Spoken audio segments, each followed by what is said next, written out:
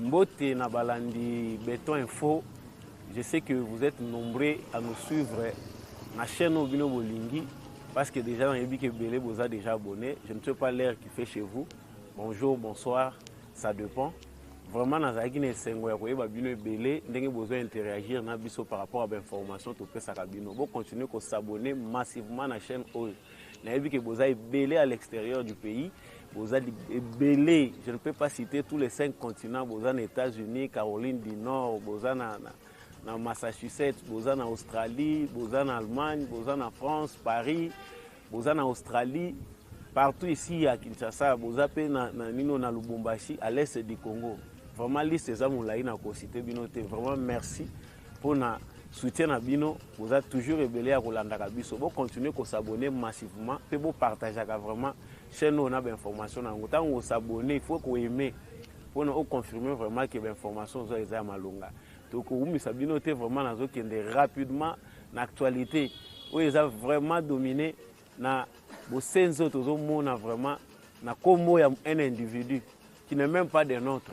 Actualité est vraiment la mingi problème est ali premièrement dossier il y a Moïse Katumbi lobby na ya salaki aux États-Unis bana mboka balinga ba et loko nini Moïse entrepreneur qui comme démarche aux États-Unis et puis ezalaki pour na raison nini et loko ya mibale to kolobela mandat d'amener au balancer contre Matata Poni.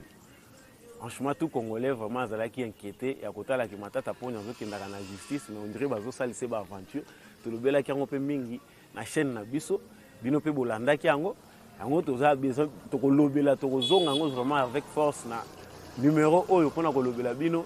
Qu'est-ce qui s'est passé par rapport à mandat d'amener? To kolobela pe bande kona biso bazoluka basala ka ba coup de théâtre pour bazwa baisse. Batu ba Congolais ba mona bango lokwa ba échoué na mission na bango akozala ba opposant na mission na bango ya ko trahir peuple congolais. Donc yoki bande ko bazolo belango mingi balobi mais pona nini Martin Fayulu a tellement quitté tango président ayaki na cathédrale na messe d'action de grâce ya nani ya cardinal Laurent Mosengo. Vraiment eloba mingi mais faut toyeba pourquoi incident wana salemaki ndenge nini. Qu'est-ce qui a fait que Martin Fayulu a télématé plutôt le président est à côté de la salle. Donc, nous sommes vraiment avec force.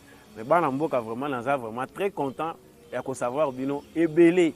Vraiment, ils ont Bino Ngai, Samba Olonga.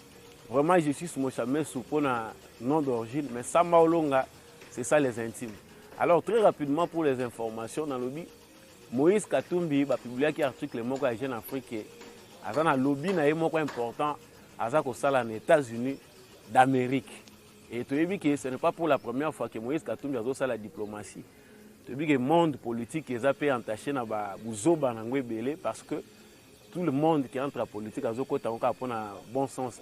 Maintenant, ce est pour servir l'intérêt général. Les gens ont bateau dans makanisha mabe ya ko nuire pour satisfaire les petits individuels dans bango.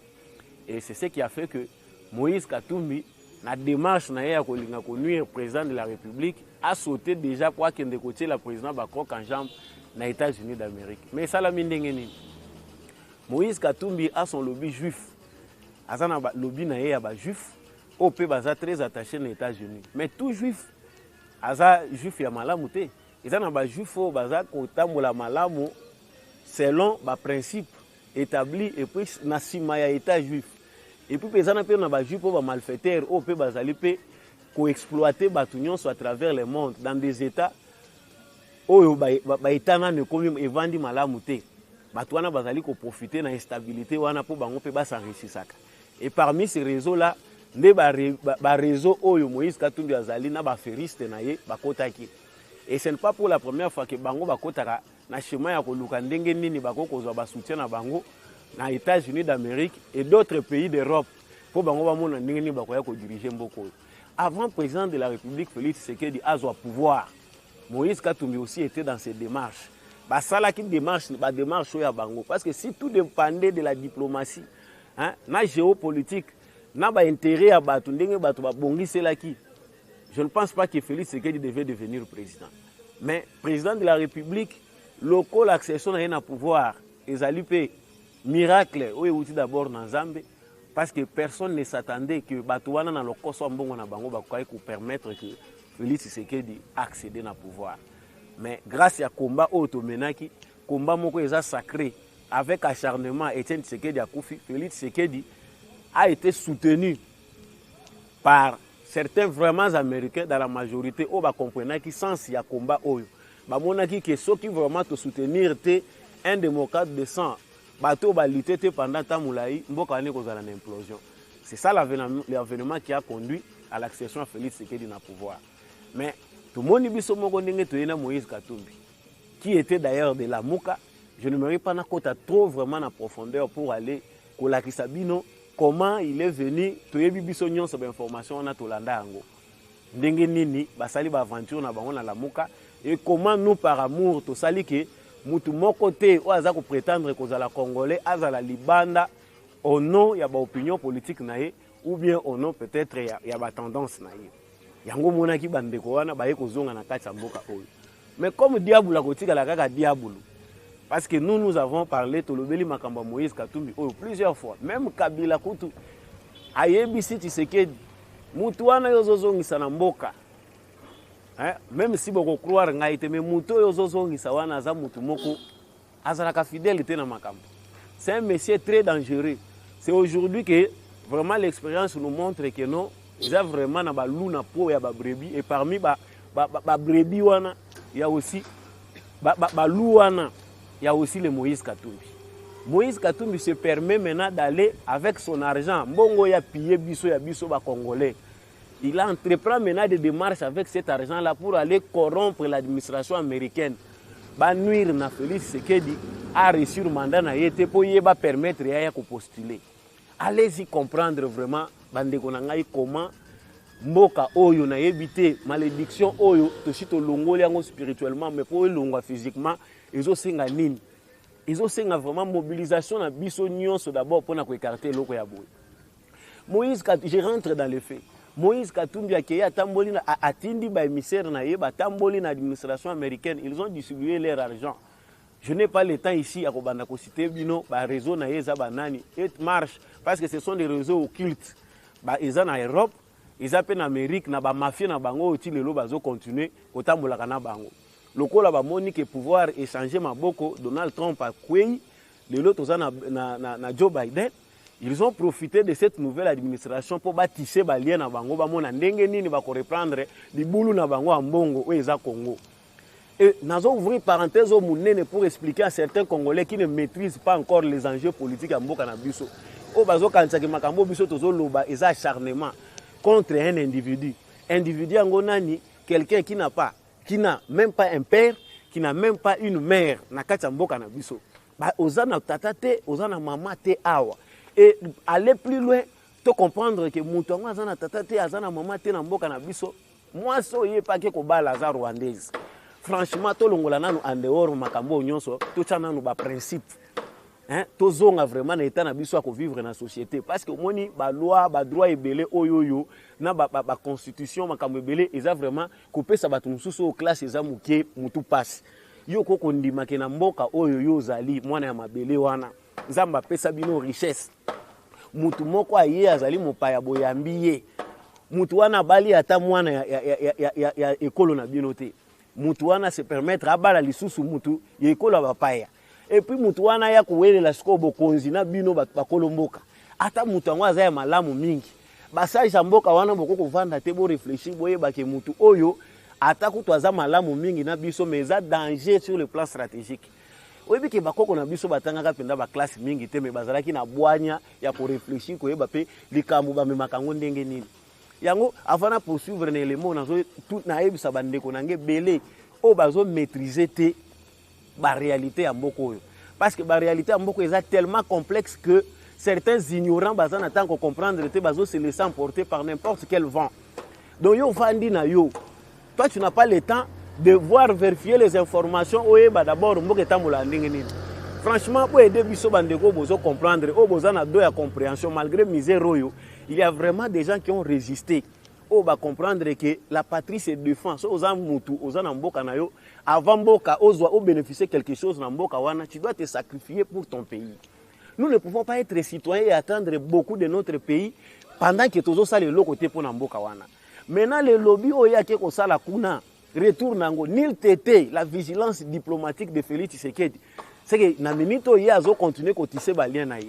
Mais comme tous un président Moko asa vraiment très réactif sur le plan diplomatique. Azo partager point de vue na ba sataniste sur le lo bazo diriger monde. Tous ces présidents o ebele tozo mona na monde, baza na ba valeur moko na été. Respect bazo pesa c'est parce qu'ils comprennent que c'est un grand homme. Vent au muto na ye nango so tolobi to bundisa e poto nyata e noki biso nde muto ko échouer. Yango moni aza reçu partout na dignité parce que aza na classe moko ya ba intègre. Son père était intègre connu de tous et batali ba moni ke ba caractère pour wana pesa na mwana. Na place déjà to tché na sommet et ça difficile. Vraiment soyez accrochés pour la profondeur et analyse. J'aimerais ici faire comprendre aux gens. Quand le président Bengi, secrétaire d'État américain, il a aussi réagi indirectement par rapport à Makambo Katumbi, à Bazana Kachakosala, partout en train de marcher pour détruire la diplomatie à présent de la République.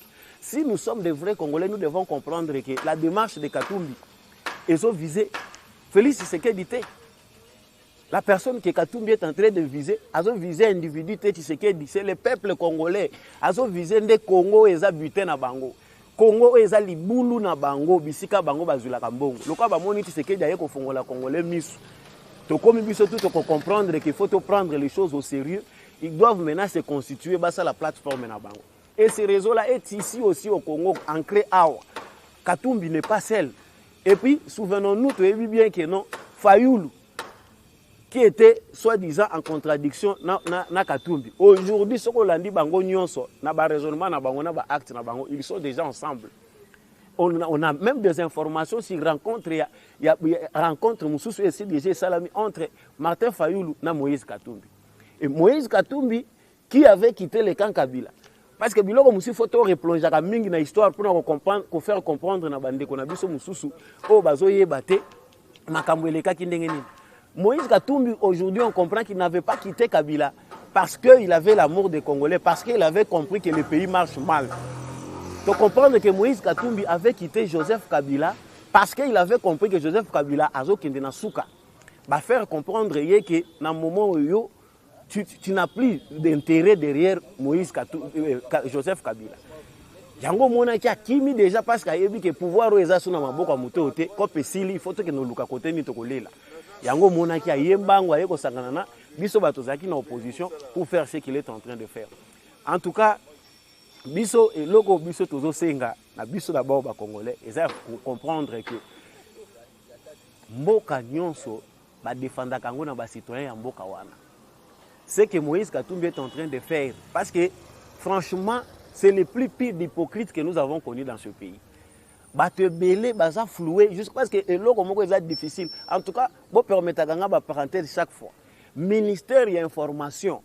Bon ça l'effort, vous aider biso, vous suppléer vide oyo vraiment.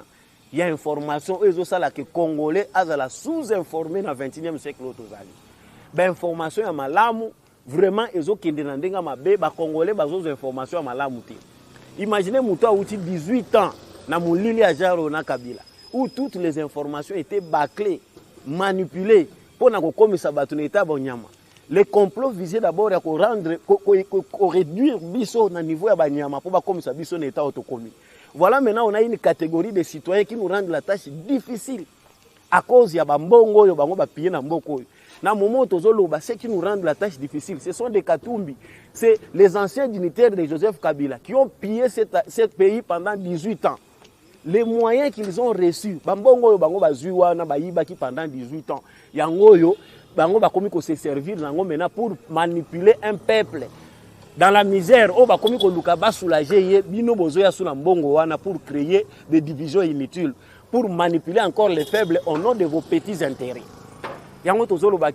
Pour nous les autres, nous sommes déjà plus que déterminés. Toujours ça la vidéo, non, émotion, il faut vous transmettre des informations. Mais comment on ne peut pas avoir l'émotion pendant qu'un pays si riche comme celui-ci, nous sommes vivre pauvres? Ata aux journalistes, ata aux communicateurs politiques, ata aux catégories nines.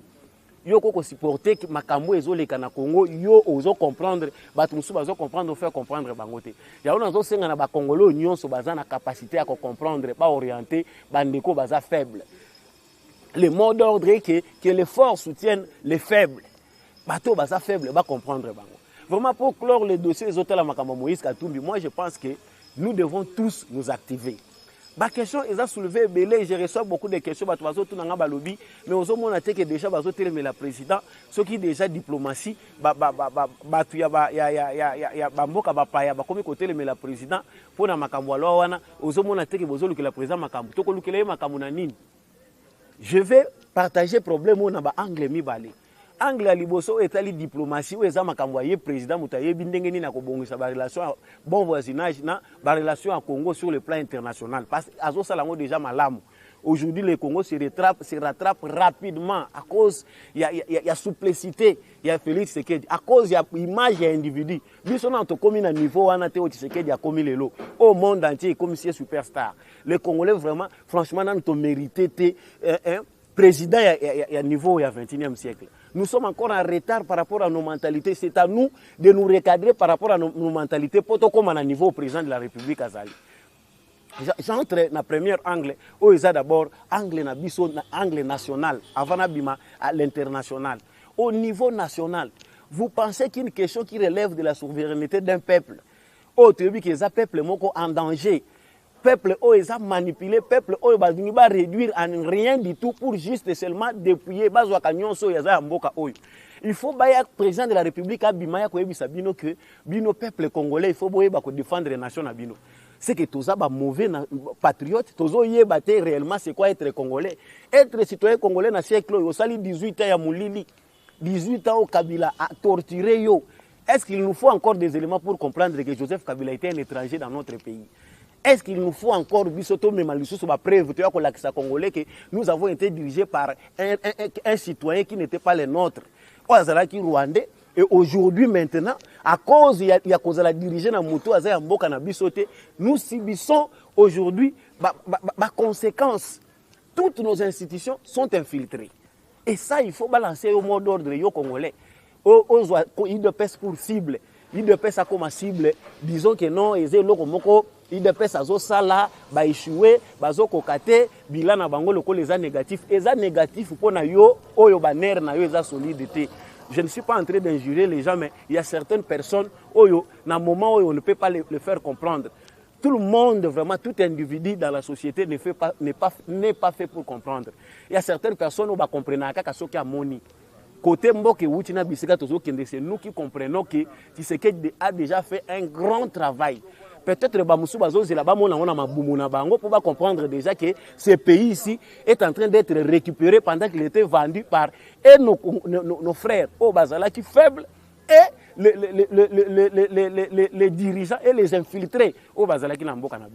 Au niveau national, cela dépend de nous. Bato Bazolo Baki, président de la République, à intervenir pour calmer ces débats parce que tout le monde a commis une proportion inquiétante. Franchement, vous excusez un terme parce que nous nous sentons vraiment patriotes. Si vous exagérez, il y a comme la biso, propos, il y a endormir Congolais, il y a s'aimer peur dans le abattu. Pensez, ne nous prenez pas pour des idiots. Est-ce que ça c'est une question de Tshisekedi? Bon, piéger le président de la République, pour se prononcer la question, les Congolais ont une réponse. Est-ce que c'est au président de la République, la minute, que les Congolais qui va diriger na mutu à 100% mupaya? Est-ce que le Congolais, président de la République, il faut expliquer le président de la République, ce n'est pas ça son devoir. Et Makamounion, président de la République, ce n'est pas au président de la République de tout préparer, de tout planifier. Vigilance populaire, vigilance, il y a une nation que même si un président de la République veut trahir, ce qui peuple les a debout, à Kokokakosa Langoti. Mais malheureusement, il y a des individus payés pour venir s'aimer la paix dans les Congolais. Moi, je dis que la paix quitte nos esprits. Moutoumoko bangi loko mokote. Soko yebi que nous avons Congo, il y a Kimbangu, Ozana Congo, il y a Kipanvita. Et Lumumba et les autres que je n'ai pas cités, Tchen Tshisekedi, tu n'as pas droit à avoir peur. Il faut manifester comme un Congolais.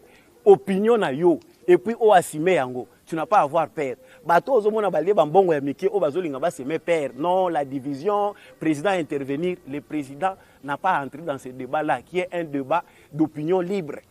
mutu nyonso oyo ayebi kaza congolais atangaka constitution mboko ayebi ke la constitution de la république ezali ko garantir biso liberté d'opinion et d'expression. Ezali kamute président de la république aya ko lakisa yo congolais malamu nini yo sengeli ko sala à cause de ces mentalités là ba mentalité wana médiocre yango mboka zo avancer te biso tozo chango na charge ya mutu ya Tshisekedi si yana na bato bazo nyokola Tshisekedi pour qu'il n'avance pas rapidement. C'est ça biso moko parce que nos mentalités sont encore trop bêtes, excusez-moi les termes. Apprenez biso ba congolais à se prendre en charge, nous verrons que makambo kokende plus rapide ndenge toza ko espérer yango. Donc pour clôturer les points au niveau national, ya on azolo ba ke na niveau national, ezali mobilisation populaire nde mutu, eza vraiment eloko moko très important. Les Congolais qui maîtrisent l'histoire de ces pays a tout le temps de comprendre que na minute je n'ai pas droit à l'erreur pour sécuriser cette patrie convoité, ce pays convoité par tous les pays du monde. Et ce senga na biso tozala ba citoyen ya lolenge nini. Wana congolais o déjà sa teyami na misère to connaître biso nyonso. Aza déjà na position na ye ayebi akozala na simanine. Et puis pour maintenant activer l'angle oyo na lobaki ezali angle diplomatique. Peut-être les gens ne comprennent pas ceux qui soutiennent la diplomatie du président. L'angle diplomatique ezali ko tambola kaka na effort populaire tozo sala. Et imaginez que Félix Tshisekedi, c'est le président le plus populaire que nous n'avons jamais connu dans l'histoire. Le président obiso tout connaître et belé to yeba ki bangote. Ko bandaka na Kasavubu, aye baye ko yeba ye. Mobutu aye baye ko yeba ye. Pour akota na kacha mito ba c'était un temps. Mais Félix Tshisekedi, on connaît son père, on connaît la lutte. Lui Félix Tshisekedi a évolué pendant plus de 37 ans au sein d'un parti politique. Les Congolais le savent, bayebi tata na ye bayebi mama na ye. Ça c'est une chance que nous avons eu ya kozwana nous président na qualité wana. Biso moko effort na biso et ko renforcer d'abord diplomatie à président. Pour babanga ye bisika zokende. Il faut pas comprendre que tous les Congolais sont un. Ba Congolais nyonso baza na liloba moko. Na niveau diplomatique, le président donne image à malamu ya Congo. Il veut que coopération en mboka ezala gagnant-gagnant. D'ailleurs, est-ce que Félix Tshisekedi a besoin de mandats? Peut-être le bateau, la diplomatie, l'argent vous aveugle. Vous marchez avec votre argent dans le couloir diplomatique sans savoir le signe de temps. Vous pensez que si cela dépendait de vos moyens, comme président, vos moyens que vous avez dépensés, si tout dépendait de l'argent que vous travaillez au couloir diplomatique, vous engagez des commissionnaires pour continuer à malmener Mboko. Si tout dépendait de votre argent, vous pensez que Bisso, président Félix Tshisekedi, c'est là où moi j'ai dit que sur l'angle diplomatique, le président est souple. Yango Moni à réagir par rapport aux États-Unis. Il y a certains pays européens qui tardent. Il y a une vision Félix Tshisekedi ayenango. Certainement, ils veulent le mettre de crocs en jambe. Bateau bazola d'actualité malamu ba yebi na kolinga kokota na ba détails mingi te. Je donne beaucoup de grandes lignes parce que na yebi que bateau balanda ka belé. Vous êtes des gens faits aussi pour comprendre. Donc bateau belé balanda bazolanda président de la République. Ba yebi que sur le plan externe, aza mutu moko ozomoni kaza respecté de tous. Et mobilité na yewana diplomatique. Sa façon de faire les choses, ils ont aidé Congo et retrouver place dans le concert ya ba nation. Sur le plan diplomatique, même ceux qui basali complot contre eux, pour baya koya nango bazota la peine niveau ya maturité ya peuple. Yango nga nazo continuer koloba ke loi tchani ezali pe test ya maturité pour na peuple congolais. Baye ba ke congolais ngo certainement oyo aza pauvri congolais ngo ba nyokoli. Est-ce qu'il a compris ba congolais le ba komi na maturité nini? Arrêtez de faire des analyses pour risquer là les sabino va pongi malamuté. Oh voyez na tel coin diplomatique bazo comprendre ils n'arriveront à rien faire ceux qui biso toza mobilisés comme un seul homme na moment na niveau to komi na ba dossier na biso etondi ebele na kati ya armoire ya Nations Unies na justice internationale ils ont non traité ya ba massacre na makamba commettre. Je ne pense pas qu'ils viendront nous imposer les choses. Oh union sozo mona diplomatie zo salima ya salité oyo. C'est parce que les Congolais veulent de cela. Ceux qui biso te comprendre déjà les lots que bateau banyokola qui biso lobby. Tozo pe sa bango embargo politique. Parce que c'est ce qui est en train d'être fait. Je ne vois pas les ministres qui ont dirigé nakati ya union sacrée, nakati ya coalition FCC cash. Bazonga lisusu mboko na mboko. Ceux qui bazongi et kozala pour certains inconscients parmi nous bazoye bakolandela bato wana te so bazo sala nini. Hein? Bato yo bazalaki ba ministre na coalition FCC cash surtout pour na bato bazalaki ya FCC bato yo moni comment ils réfléchissaient nani akoko ndimaza la tabu kumestre na quartier na bino. Ça dit biso tozo kende malembe ezali discrimination te. Ezali façon moko ya élimination te pour na ke écarter une catégorie de gens de la politique. Nous écartons les médiocres de la scène politique congolaise. Vision to komi nango lelo ezali ke soki congolais nyo so comprendre médiocrité ekotika ba institution na biso. Ekolongwa na sommet de la nation, médiocrité wana ekotika. Et puis excellence eko remplacer place wana yango na kanti ezali souhait ya président de la République. Donc pour clore le dossier Moïse Katumbi na lobi ke non congolais o aza consensueux akota na buzoba wana te.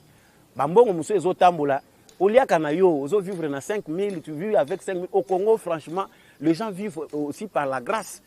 Ozo vivre na ona mike na yo ozozwa wana ozozwa, mais vous acceptez de prendre un 5000 francs ya moto ya dépouiller yo moto asali ke yo lolo zanga musala. Moïse Katumbi a des entreprises au Congo, ba entreprise ko créer ba congolais misala malonga atango na Zambie, est-ce que atango na mboka na biso? C'est là où un vrai congolais. Donc tant bazo manipuler bino ba mbongo to yebi ke zo circuler wana, eza mbongo moko eza nango pona ko aider biso te. Eza mbongo eza ko manipuler ba plus faible pour nous handicaper la marche, alors que tozo kende malamu. Changement ça le maka secteur par secteur. Yo lokola nano liete tika mboke kende na maboka bapaya parce que yo nano oliete. Non cher congolais. Pendant 18 ans ozalaki wapi. Et puis ceux qui ont peur, moi je vous dis que non. Ceux qui perdent au coup ozalaki nango na 18 ans Kabila dirigé. On aurait balkanisé ces pays dans tous les plans. Mais nous avons sécurisé ces pays. Biso batozaki, il y a eu de peste na opposition. Nous avons fait de sorte que to garantir intégrité territoriale ya mboka na biso. Et nous l'avons fait Kabila parti. Vous pensez que mboko yo zo chamwa crainte na yo pensez que non na moment oyo to komi ne bakoya ko balkaniza ngo nde bakoya ko créer nini eloko ko salima ezate. J'entre très rapidement na dossier ya mibale oyo ezotala makambo matata poni. Franchement tozo komake na ko komake justice na biso bazo yo ka pe pression na biso. Bateau quand même jusque là ce sont des mauvais animateurs à justice na biso pour ne pas un peu trop boire que la bango ba fleur. Mais la pression fait quand même que non basui sérieux basé au sérieux les cambo dossier matata ponyo na mandat d'amener au balancer contre lui. La justice a fini par comprendre que mutuana azo comme sa justice théâtre ya justice congolaise loko la scène na ya théâtre. Ça dit ceux qui ba sali bo il faut na sali loko boye pona sepelisa bango. Je pense que mandat d'amener wana loko ils a lancé. Basa la biso très rapidement façon nini oyo déjà ba kolokota embango ba ceux qui ont déjà exécuté na éviter, mais je pense que dans les prochaines heures ba ko kende déjà ko zoyer pour akende. Ce n'est plus le temps de lui laisser le temps parce que mandat wana déjà signé na kanisi ceux qui c'est comme lié et c'est signé déjà et comme nous ba service compétent il faut akende ba kende na ye et ko kende na ye nous ne voulons pas que ça s'arrête là et loko tozolo belango na moment nyonso. Cette justice-là doit être une justice moko ezoya compasser dommage au peuple congolais à connaître en matière de justice. Ce ne doit pas être une justice orchestrée. Il y a certains même qui disent que non, on parle de la discrimination. Autre monde qui est dans la catégorie moko baza ciblé, mbangonde mutu. Non, vous jouez avec mboko na état de droit. Non. Justice ezo toko kende nango. Ceux qui bato bazo kanisa keza cible la catégorie moko boye. Attendez, les réformes viennent à niveau des jeux, parce que toutes les informations que nous avons, les réformes ne se font pas na vaika. La réforme, et ça, le maca suivant une procédure. Il faut savoir placer chaque personne à la place qu'il le faut. Parce que quand on a la réforme dans le yengi, makambo ebele et baby. Yango bandeko bazate très moto bazala pe patient baye bakeno eloko nyonso ezalaka na ngonga nango. Et baby côté bandaka, mais côté suka ka pe ezalaka nango soki déjà décision ezwani. Alors, concernant le dossier Yamatata Pogno, moi je pense qu'il est important que notre justice fasse son travail. En attendant que les réformes viennent, bino bato bo participer qui lobby. Hein? Na ba crime d'état bo participer qui lobby na injustice sociale. Bino ba animateur ya justice na biso oyo ba favoriser ki Kabila lobby pour exploiter le peuple congolais parce que vous n'avez pas rendu justice aux faibles. Botikali ko sala ngoti. Maintenant, moi, tant que etikali pobolo wana babibonga wana botikela batu musu baya, faites un peu moi ba décision moko ya malamu ezo kende na cadre de justice pour permettre à ce que hein et zalata lokola moi rédemption amuki avant bino bokende. Et non que batu ba ciblé bino parce que biso to komo boya kotanga ba kombo na bino lokola justice ya bino ezaso batanga kombo na diffamation, imputation dommageable, bino mutu bozo maîtriser ba terme nyonso o ezalaka ka malamu pona bino. Donc concernant le dossier Matata Pogno, je pense que la justice doit réellement faire son travail. Ceux qui vraiment à la télévision, à la télévision, le roi a caméra.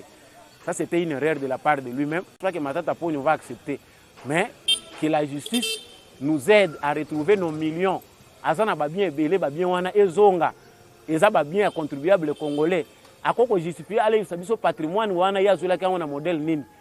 Comment il a fait pour être ministre et puis construire babien belé wana we asali. Il a d'ailleurs bien fait. Loko moko na se plaka na ye, aye ko construire na ba université et quelques écoles na mboka na biso na mbonga muibo ya bande ko yiba. C'est bien wana ekozonga facilement pas na biso. Na ba mbongo to ko réussir ko récupérer. Donc dossier wana ya Matata Pogno, nous y reviendrons avec force. Mais l'actualité continue aussi. Franchement, ils ont ça à la une. Et ça sonne. Mafia au président de Kriaki, tous continuer comme monango na ba institution ebelé. Président yemoko alobaki ngo que c'est une mafia. Ndenga lobelaki ngo pona Sénat ils na kati armée na biso. Le lot longwe na dossier ya bato bakosaki nanu kutu dossier wana silité.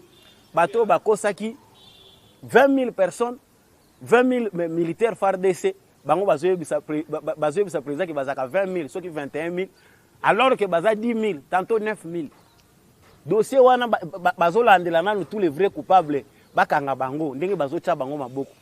Mais pendant que ce dossier-là est en cours, voilà que un groupe d'individus, oyo balingi na bango changement kota na mboko ote, bosi bolia na bino.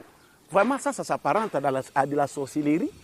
Comment vraiment doit-on imaginer que bateau bazo bino penda bozana ba sens nango hein oh vraiment eza ki ndokité bino bozana armée et belé pe bozo ba grade bino bozana armée wana to yebi yango eza ba grade à lokuta bacha bino ba généraux bacha bino ba colonel bozo zwa ba mbongo ba immeuble bino botonga na bandako bino botonga eza na ba mbongo ba grade wana te ba grade yango bozo lango na front to bozo lango wapi bana bato belé ba kufi na front.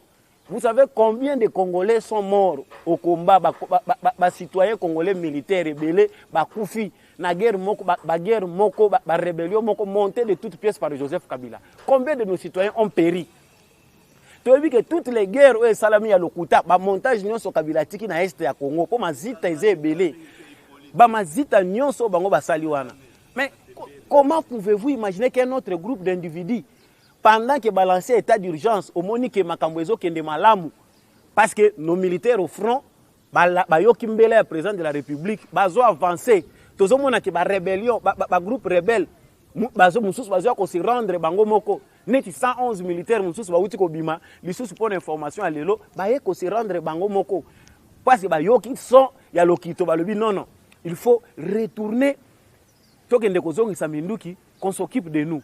Mais il y a un groupe d'individus, prochainement, nous allons prendre le risque mboka wana mboka eza mboka na biso ba kombo na bino basi ba pesi biso ango.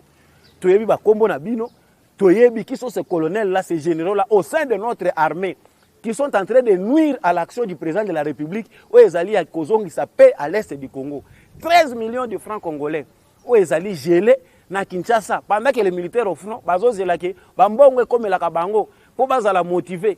Mutu azana front atiki basi na yena bana na ye hein batu batiki basi na bango na bana na bango vous allez bouffer bozui bo geler balandi bango mbango allez na bambongo babandi ko luka ba moyen ko justifier yango 8 bazala ki arrêté 8 au bazala 9 bazala ki arrêté plutôt les 8 là au bazala ya FARDC moko azali ya police to sengi na justice militaire procédure na bino ezala ka mulai to yebi mais franchement bo aider biso Batu mususu ba qu'on méritait même peine de mort, hein? Même peine capitale. Vraiment biso na niveau tozo mona ba massacre ezo salema chaque fois na est ya Congo eza sona momate biso to supporter ba makamba modèle oyo na kati ya mboka na biso. Nous ne pouvons plus supporter ba makamba modèle na mboka na biso. Justice militaire bo aider biso de manière à ce que batuana bazo vraiment sanction o eza à la hauteur ya ba bêtises o bango bazo commettre. Il faut vraiment sanctionner bango et ya ba misusu o baza na kati armée bazo continuer ko nuire l'action à président de la République pour paix ezonga te na l'est ya Congo. Je pense que bana mboka to zonga lisusu na émission ko lobela bino eza vraiment o ngai o abino samba olonga. Ezali vraiment na sepeli que bozie belé bozo continuer ko interagir na biso. Actualité est abondante. Je sais que nous en s'abonnant à cette chaîne, vous aurez vraiment de mes analyses, vous aurez vraiment de tout ce qu'on a à vous donner par rapport aux informations que nous recevons. Mais vous continuez à s'abonner, soutenez-nous, tous avez besoin de soutien à Bino. Mettez vraiment vos moyens, Bino va continuer à aider Biso, pour ça la Kango vraiment. Nous sommes aider Biso pour tout même la Bino, tout arranger les Bino qualité à Moussala. Faites-les de bon cœur. Vraiment, na saluer les patriotes, nous sommes tous à la part de ces Namoutema, nous avons déjà soda. J'ai déjà signé. En tout cas, je remercie Bino Batutu Bolandingai. Merci beaucoup vraiment de m'avoir suivi. Yangai vraiment naza o abino Sambo Longa, soutenez cette chaîne. C'est Justice Mochame sous Sambo Longa. Numéro nangeza wana. Beaucoup melanga ba message na WhatsApp. Bon interagir s'il y a des questions à poser, bon poser ba bonne question. Ceux qui n'a répondre était na WhatsApp, bokozwa biyano na ba émission o ezali koya. Vraiment abonnez-vous massivement et suivez votre émission. Je vous dis au revoir. Ciao.